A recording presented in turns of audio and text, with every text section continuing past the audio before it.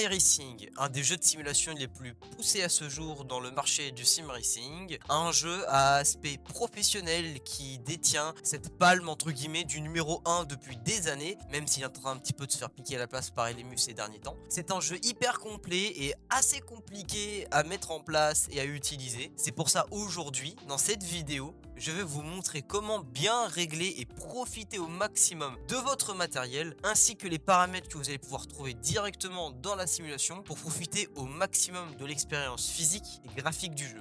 Pour celles et ceux qui me connaissent peut-être pas encore, je me présente, moi c'est Totor, je m'appelle Thomas, je fais des vidéos sur le sim racing et sur l'automobile et j'essaie de faire différents concepts et de faire venir les gens dans cette passion de l'automobile et du virtuel que j'aime particulièrement. Donc si jamais t'aimes bien la vidéo, que t'aimes bien le contenu, n'hésite pas à laisser un petit like, ça fait toujours plaisir. Et nous, on repart sur cette grande usine qui est iRacing.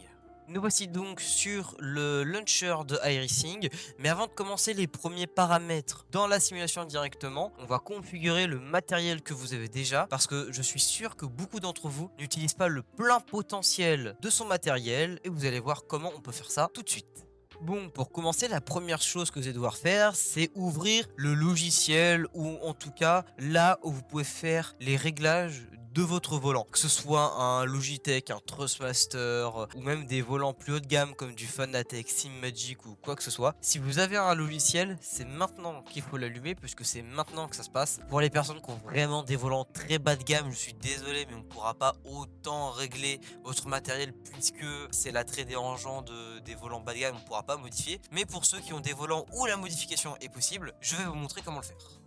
Dans un premier temps, vous allez vous rendre sur la page où il y a absolument tous les réglages. Vous pouvez mettre les presets que vous voulez en fonction des jeux auxquels vous êtes, tout simplement. Moi, par exemple, on va prendre le preset iRacing que j'ai pu réaliser avec l'aide de James Baldwin sur son stream. C'est un preset que j'ai pris du temps à faire parce que ça se fait pas comme ça. Régler son matériel, il y a la manière de je débute avec mon matériel et je vais m'adapter au réglage de quelqu'un et ça va m'aller, ou je pars de zéro et j'essaye chaque réglage et j'essaye de me faire quelque chose de propre et qui me va à 100%. C'est ce que j'ai essayé de faire au début, j'ai pas vraiment réussi à trouver de bons compromis, j'arrivais pas trop à comprendre qu'est-ce que je devais régler. Et ça a été fait avec l'aide de James Baldwin sur un de ses streams où je demandais des conseils pour régler. Alors à l'époque j'étais sur un Fanatec, j'étais pas sur le SimMagic que j'ai maintenant. Et c'est les paramètres que j'ai un petit peu retranscrits sur mon SimMagic et qui me vont très très bien. Donc la chose la plus importante à faire, qu'importe que votre volant il coûte 200, 4000, 10 millions d'euros, on s'en fiche. Si vous avez la possibilité de faire ce genre de réglage, modifiez directement le couple maximum de votre volant. Et là, je vais m'expliquer un petit peu. J'en ferai très certainement une vidéo détaillée un jour, mais ce qu'il faut comprendre, c'est que chaque volant que vous achetez sont compris avec une base. Quand on achète un setup sim racing, il y a les setups un petit peu haut de gamme où on achète un volant à part qu'on va venir installer et plugger dans la base, et cette base nous permet à nous pilotes de ressentir les effets de la voiture, les glissades, le retour de force.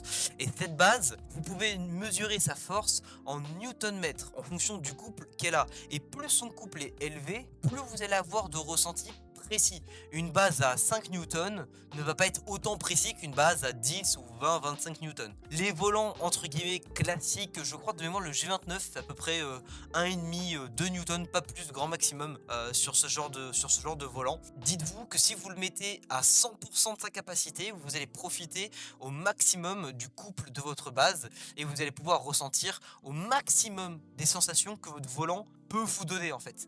Et donc si jamais vous avez des volants où vous pouvez pas utiliser à 100%, bah ça sert à rien d'acheter du matériel un petit peu haut de gamme, tu vois, comme ici j'ai un 10 Nm si tu veux, mais moi mon 10 Nm j'utilise à 100%, j'utilise à fond, et après je viens venir baisser la puissance du retour de force pour pas avoir un volant qui soit super dur à tourner quand je tourne dans les virages. Donc c'est un petit peu compliqué au début, mais si vous êtes chaud et vous êtes d'accord, je vous ferai une grosse vidéo là-dessus où je vous détaillerai tout, je vous ferai des comparatifs de matériel, on parlera des bases, ça peut être intéressant. Mais maintenant, revenons à nos réglages. On est donc de retour sur notre paramétrage, donc très important, si vous pouvez mettre votre couple au maximum, mettez-le. Les réglages qui sont indiqués là sont des réglages pour un volant SimMagic, parce que j'ai du matériel SimMagic, mais les filtres sont à peu près pareils en fonction des volants, en tout cas le nom des filtres, et les effets sont à peu près pareils. Il faut peut-être juste baisser un peu la valeur en fonction du matériel que vous avez. Si par exemple vous avez des Fanatec un peu moins puissants qui font 5 newtons comme le DD 5 Nm, essayez obligé peut-être de réduire très fortement les effets parce qu'on n'aura pas du tout les mêmes ressentis sur des matériels qui ne sont pas identiques. Pour commencer, le retour de force, moi je l'ai mis à 70 parce que je trouvais que dans le volant c'était plutôt ce qu'il fallait, hein. Je peux le régler aussi dans le jeu en fonction des catégories que j'utilise. Si je veux un volant un peu plus dur pour avoir plus de précision, comme par exemple quand je fais les 500 miles avec l'IndyCar, j'augmente directement dans le jeu le retour de force. La fluidité, là aussi, pareil, j'essaye de mettre un truc qui n'est pas non plus dans les extrêmes, parce que ça donne vraiment en fait un ressenti qui n'est pas du tout réaliste et qui n'est pas du tout normal. Et donc je trouve qu'à 3, on est sur un réglage qui est plutôt intéressant. Au niveau du véhicule, la vitesse de retour du volant, donc c'est-à-dire la vitesse qu'il va prendre pour revenir en fait quand vous allez faire un à-coup. Si par exemple vous lâchez, et bah si vous le mettez à 100%, il va revenir à sa pleine capacité de l'autre côté. C'est vraiment juste la vitesse à laquelle votre venant va revenir vers le centre. Moi je l'ai mis à 100%, voilà c'est ce que je préfère, hein. J'ai essayé de mettre 80, 70, ça me va pas du tout, je préfère avoir 100%. Et pareil pour le détail du retour d'information. Alors généralement ce genre de réglages sont sur des réglages pour des volants beaucoup plus haut de gamme, mais si jamais vous avez la possibilité de faire ce genre de réglage, et bien essayez de le mettre au maximum pour profiter un maximum des détails. Comme j'ai dit tout à l'heure, le couple on le met à 100%, il n'y a pas de souci là-dessus. L'amortissement mécanique, moi je le mets à 15 parce que en fait l'effet d'amortisseur me dérange parfois un peu dans le volant en fonction des simus. Sur iRacing ça me dérange un petit peu et je trouve que je suis beaucoup plus à l'aise et que je conduis de manière beaucoup plus naturelle avec 15%. Et c'est pareil pour la friction, j'aime bien souvent moi pas trop utiliser de filtres qui abusent le retour d'information du volant, et c'est pour ça que l'inertie mécanique et la fréquence de retour d'information je les ai mises à 0 parce que pour moi avec ou sans ça me donne pas un réel avantage au niveau du ressenti. Et de toute façon quand on fait des réglages, si vous faites un réglage mais que ça ne vous va pas du tout, il faut parfois préférer ne pas en mettre plutôt que d'essayer juste pour dire ah oui j'ai 3% d'inertie mécanique. Non, si tu préfères être à 0, tu laisses à 0, ça sera parfait. Pour les autres effets, moi de mon côté, j'ai laissé tout d'origine proposé par mon constructeur. Parfois, je sais que surtout chez Fanatec, et Fanatec ils font ça bien, je crois aussi que d'autres constructeurs comme Trustmaster ou quoi les mettent en ligne sur le site internet. Sur l'application et sur le logiciel de Trustmaster, vous avez des réglages prédéfinis en fonction des jeux auxquels vous jouez et en fonction du matériel que vous avez pour votre base. Si vous avez une base forte, ils vont vous mettre un pré-réglage avec vraiment des réglages très poussés. Et si vous avez des bases un peu plus faibles en termes de couple, ils vous mettent des réglages très bons mais pas autant poussés qu'une base à 20 newtons, et ça sera un très bon réglage pour commencer, et ça peut servir de base pour après évoluer son réglage et trouver le réglage parfait qui vous conviendra le mieux. Bon, maintenant qu'on a vu vite fait pour le volant ce qu'il y a besoin de faire, ce que je vous propose c'est qu'on aille directement dans iRacing. Vous pouvez, si jamais vous avez le même matériel que moi, utiliser les mêmes réglages, ça peut vous servir de base. En tout cas, je ne peux pas forcément vous conseiller sur quel réglage améliorer parce que c'est propre à chacun. Mais en tout cas, moi, ça, ce sont mes réglages. Ne touchez pas à l'angle du volant, laissez-le à 900 degrés. En tout cas pour moi, sur iRacing je trouve que 900 degrés c'est bon. Et pareil pour la butée, ne la touchez pas, de toute façon, la butée et l'angle généralement ce sera la même valeur. Et maintenant qu'on a fait ça et qu'on a tout configuré, on va passer aux paramètres dans la simulation. Une fois que vous avez lancé votre petite session sur iRacing, vous allez donc vous rendre dans la section options du jeu, et alors là c'est là qu'on va commencer à passer un petit peu de temps sur les réglages. Cette fenêtre, la première fenêtre, donc l'option drive, vous pouvez voir en bas il y a différents chapitres entre guillemets si on peut les appeler ainsi, différentes sections, et là ça c'est la première, c'est vraiment la configuration du volant, c'est-à-dire le calibrage du volant, tout ce qu'il faut faire, donc pouvoir le calibrer pour tourner de gauche à droite, voilà, de pouvoir aussi bien calibrer l'accélérateur, le frein et l'embrayage si vous l'avez soit au pied soit sur le volant, pouvoir là aussi configurer la boîte de vitesse si vous utilisez une boîte de vitesse avec les palettes au volant, ou si vous avez un shifter comme moi je peux avoir pour pouvoir l'utiliser aussi également dans le jeu. Donc ça c'est très important de le faire.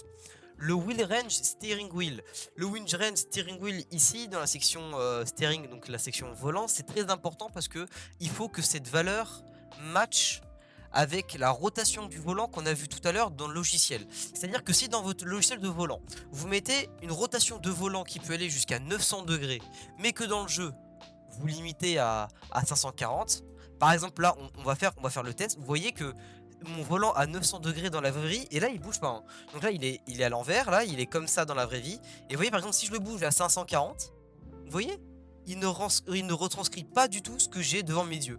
Donc ce n'est pas du tout normal, puisqu'il est réglé pour 900 degrés.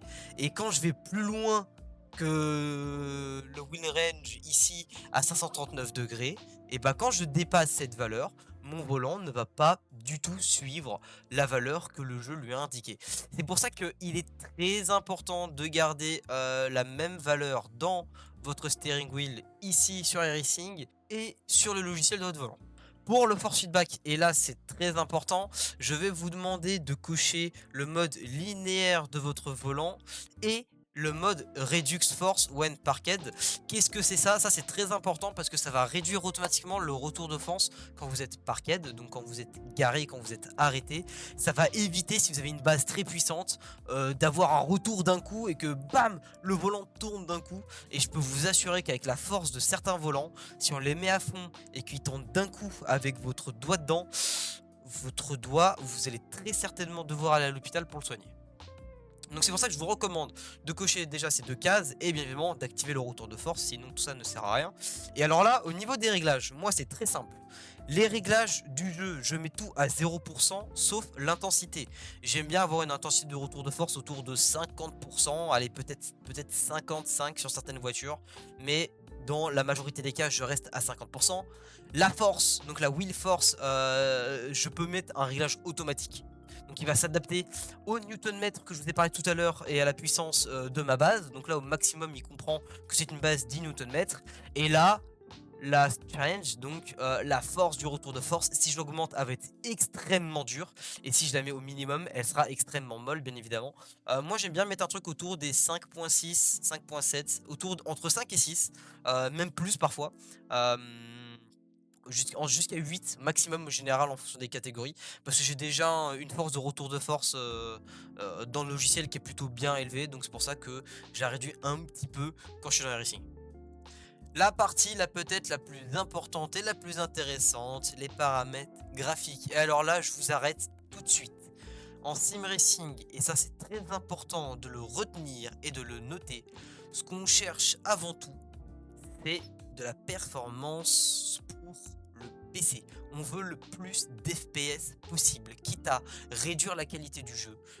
C'est quelque chose de complètement opposé aux jeux modernes et aux jeux classiques qu'il peut y avoir aujourd'hui. Mais en sim racing, plus on a d'FPS, mieux c'est. Et tant pis si le jeu il est moins beau, on fait pas attention aux détails. Donc ici, vous avez les réglages donc, de votre écran. La résolution, vous mettez donc la résolution de votre écran en fait, hein, si vous avez un ultra wide ou si vous avez un écran simpliste ou autre. Par contre pour les paramètres de performance, et là attention, je suis quasiment en full low, partout vous pouvez voir.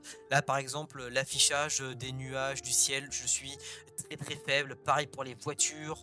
Le pit object, j'aime bien avoir un minimum de détails, ça j'avoue je mets en médium, ça consomme pas tant des masses, mais pour les PC qui ont des petites configurations, je vous conseille de mettre ça en low, voire en off. Tout ce qui est event, par exemple la patrouille de France au-dessus du circuit des 24 heures du Mans au départ, c'est quelque chose qui peut être désactivé, mais bon, ça prend pas trop en consommation et ça dure qu'un très faible instant, donc je laisse en low détail. Les grandes stands, donc les tribunes, moi ça me dérange trop de rouler sur un circuit où les tribunes ne s'affichent pas, donc je préfère laisser en low. Pareil pour la foule, je la mets en low, c'est vraiment pas important quand on est en train de rouler. Les objets, quand vous roulez, vous allez voir les murs et tout, pareil, moi je les mets en off, enfin en low parce que on s'en fout un petit peu limite, voire même peut-être même off. Le foliage, alors attention, moi je les mets en off pour vraiment avoir le plus de performance possible. Si vous voulez tester vraiment la simu dans ces derniers retranchements, vous pouvez le mettre à fond, mais vous aurez beaucoup moins de FPS. Et les particules, pareil, je les laisse en low, c'est le minimum qu'on puisse faire pour l'instant sur le jeu. Et là déjà avec ça, on gagne beaucoup d'FPS par rapport à un réglage où on est full sur absolument tous les réglages. Pour ce qui suit les voitures, j'affiche maximum 15 voitures, donc je fais afficher 20 voitures maximum par tranche de 8. Je fais afficher le minimum de stands possible. Pour le dynamique LOD, donc je mets le Word Only et le Car Only, donc en moins, ça me permet de gratter des FPS. Les FPS d'ailleurs ici j'ai bradé à 100.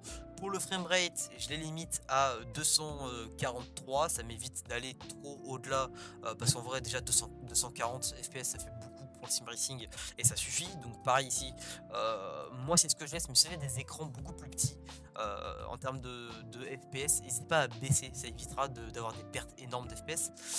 Le max pré-render frame, je le laisse à 1. Tout ce qui est anti-aliasing, 0, on met rien du tout. Pareil, ici, il faut tout désactiver pour que tout soit grisé.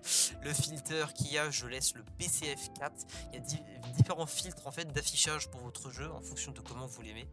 Et pour moi, le 4, d'après les tests que j'ai fait, c'est celui qui consomme le moins en termes de FPS et celui qui c'est un bon compromis entre beaucoup d'FPS et une qualité assez sympa. Donc je le laisse en tout cas sur le PCF4. Je touche à rien pour le QMaps et le dynamique et le fixed. Le shader quality, je le mets en low parce que c'est ça qui fait perdre le plus d'FPS s'il est en ultra, mais par contre le jeu est beaucoup plus détaillé. Hide Obstruction, ça il faut savoir que c'est surtout utile si vous roulez avec des voitures qui ont le halo. Ça permet d'avoir une sorte de bande transparente au milieu pour éviter d'être gêné par la barre du halo de sécurité sur les monoplaces ou sur d'autres voitures qui le possèdent. Donc moi je laisse en cockpit halo. Tout ce qui est custom ici c'est plus des paramètres, en tout cas ici là vous avez quelques paramètres pour le volant, par exemple l'affichage du volant. Généralement soit je l'affiche et il tourne dans le jeu, soit je l'affiche, il est statique mais il ne bouge pas du tout. Et dans certaines voitures où c'est vraiment très compliqué, carrément je le hide, donc je le cache, mais généralement je le roule en chaud ou en statique pour éviter d'être trop embêté. L'apparition, on va tout décocher, on va venir gagner un maximum de performance, à part peut-être le Higher Details in Mirror, pour avoir plus de détails dans les miroirs, et encore, en vrai, c'est pas tant ouf que ça.